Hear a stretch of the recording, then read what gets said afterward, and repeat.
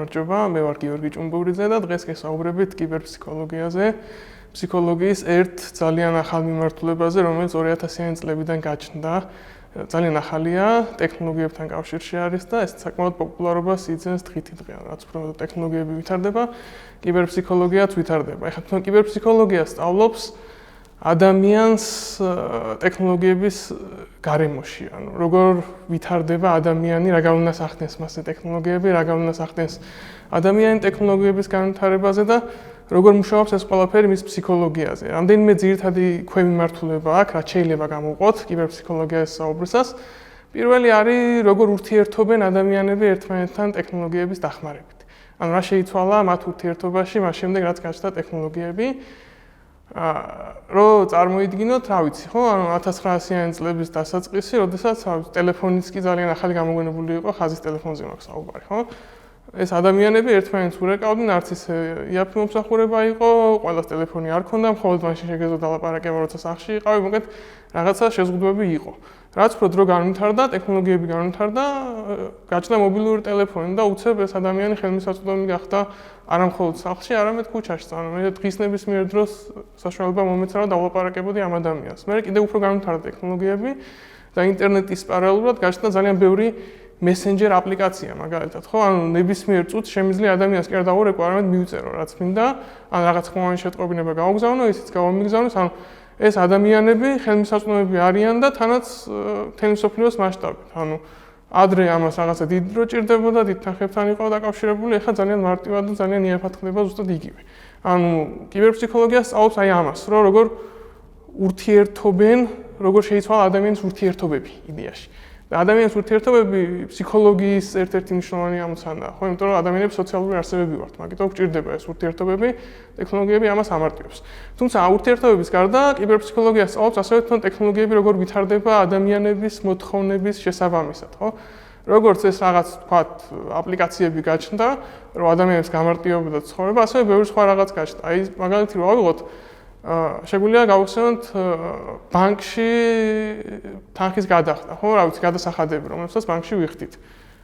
დენის, გაზის და ასე შემდეგ. ხო, რაღაცა საქართველოს და სულ წავიდეთ საქართველოს გარეთ 15 წლის წინ დავდიოდით ბანკში, მივდიოდით რაღაცა პირადობის მოწმობით, მიგქონდა თანხა, ვიდექით რიგში, რაღაც 9 საათის მერე შევდიოდით, ვიხდიდით თანხას, რაღაც.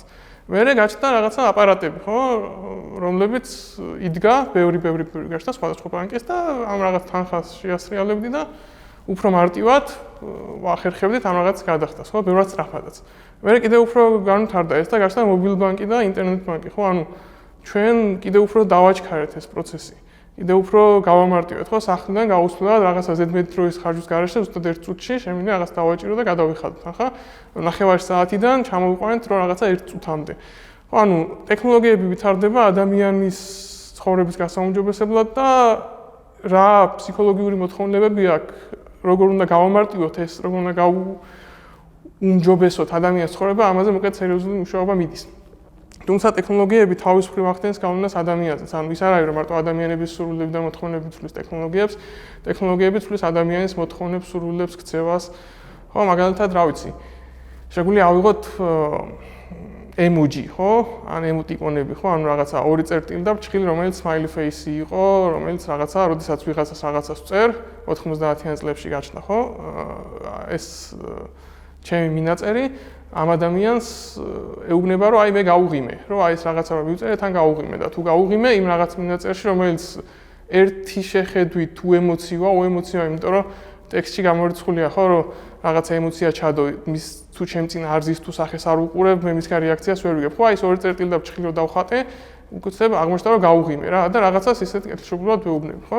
და მე ბევრი სხვადასხვა ფორმა მიიღო ამებმა. დღეს ახლა ისე განვითარდა, რომ არ ჩემი სახის მსგავსი რაღაცა ავატარი შემიძლია შევქმნა, სამგანზომილებიანი და ის შემიძლია ჩაუგდო, რომ აი ეს დავაწერო და რომ უღიმი, აი ეს რაღაცა ჩემნაირი სახე იღიმის და ეს დაინახოს, რომ კიდევ უფრო რაღაცა მისთვის გასაგები გახდეს.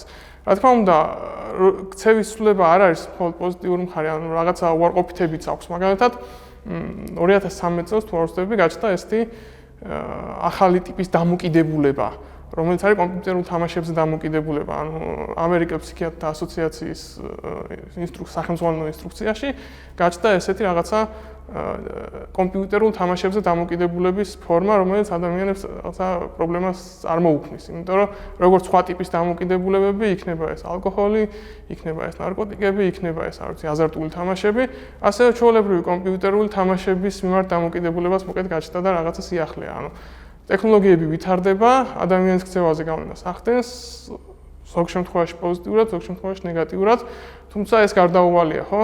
ანუ კიდევ უფრო დაჩქარდა ამ რაღაცეების განვითარება, დღეს როდესაც მაგალითად გვაქვს ChatGPT, რასაც მინდა ვეკითხებიდან პასუხობს და რომელიც მიახლოებით აზროვნებს, ანუ ყველაზე უფრო მიახლოებულად აზროვნებს დღეს კომპიუტერი, რაც შეიძლება რომ აზროვნებდეს. რაღაცა ესეთი ბევრი ცვლილებები დგება და კიბერფსიქოლოგია არის მოკლედ ის სფერო, რომელიც აი ამ რაღაცეებით ინტერესდება და ამ მიმართულებით ძალიან პოპულარობას შეიცავს.